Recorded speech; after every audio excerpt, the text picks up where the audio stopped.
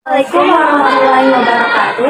Halo teman-teman, perkenalkan saya Nuril Laili dan di sebelah saya ada Nurul Zahra Cipta Utami. Kami berdua akan menjelaskan materi matematika wajib tentang fungsi.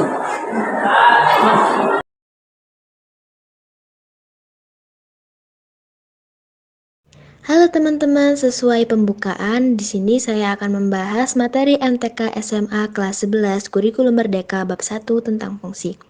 Sebelumnya, tujuan kita belajar fungsi itu untuk apa sih? Jadi, tujuan pembelajaran kita kali ini adalah yang pertama, menjelaskan pengertian fungsi. Yang kedua, menentukan domain, kodomain, dan range dari suatu fungsi. Yang ketiga, menjelaskan syarat dan aturan komposisi fungsi. Yang keempat, membuat komposisi fungsi yang terdiri atas dua atau lebih fungsi. Yang kelima, menggunakan konsep komposisi fungsi untuk menyelesaikan masalah.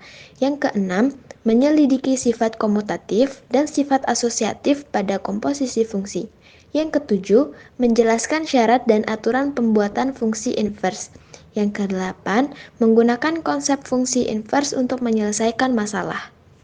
Setelah memahami tujuan pembelajaran, mari kita masuk ke materi. Yang pertama adalah relasi. Relasi dapat dipahami dalam banyak hal di kehidupan sehari-hari. Konsep relasi menjelaskan hubungan antara anggota-anggota dari dua himpunan. Contohnya, setiap pemain bola di tim Manchester United memiliki nomor punggung masing-masing.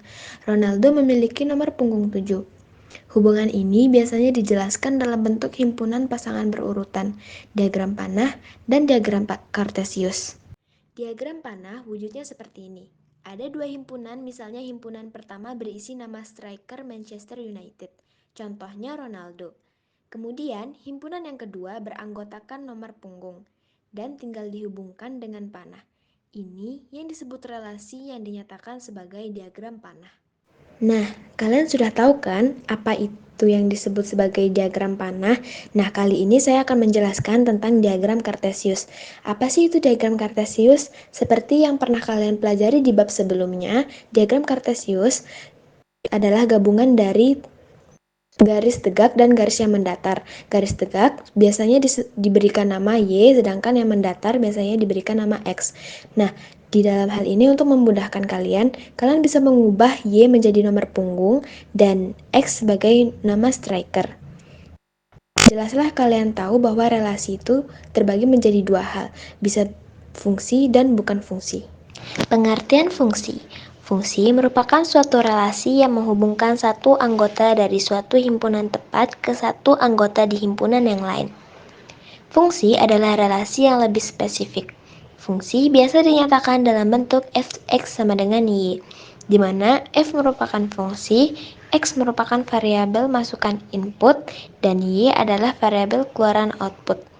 Kalian dapat memahami konsep ini dengan membayangkan fungsi sebagai mesin seperti pada gambar berikut.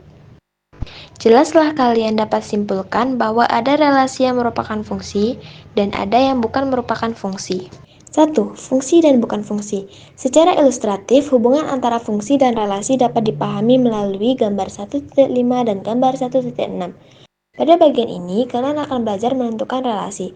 Relasi terbagi menjadi dua. Ada yang merupakan fungsi dan juga ada yang bukan merupakan fungsi. Nah, di sana terdapat diagram Venn. Nah, di dalamnya terdapat warna merah muda. Di sana menggambarkan bahwa fungsi dan di luarnya berwarna hijau itu bukan fungsi. Diskusikan dalam kelompok apakah kedua relasi dalam diagram Kartesius ini merupakan fungsi atau bukan fungsi. Tuliskan juga pasangan berurutan dari setiap titik.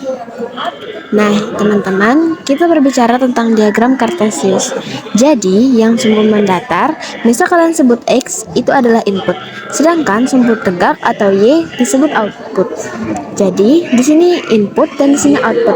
Kalian masih ingat nggak ciri-ciri yang merupakan relasi fungsi dan relasi yang bukan fungsi?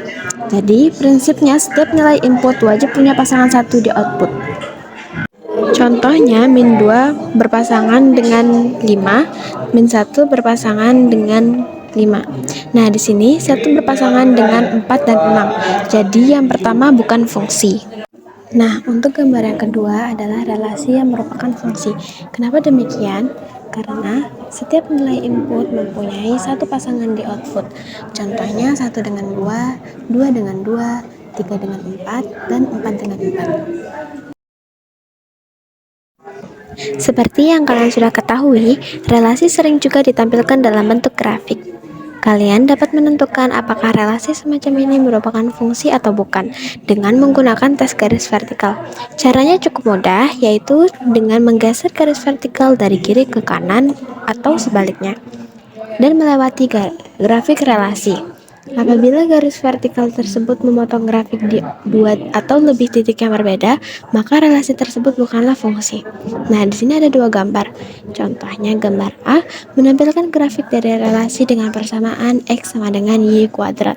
Dengan menggunakan tes garis vertikal, dapat dilihat bahwa 2 garis vertikal memotong grafik pada 2 titik yang berbeda. Relasi ini bukanlah suatu fungsi. Nah, untuk gambar yang kedua, yaitu gambar B menampilkan grafik dari relasi dengan persamaan Y kubik.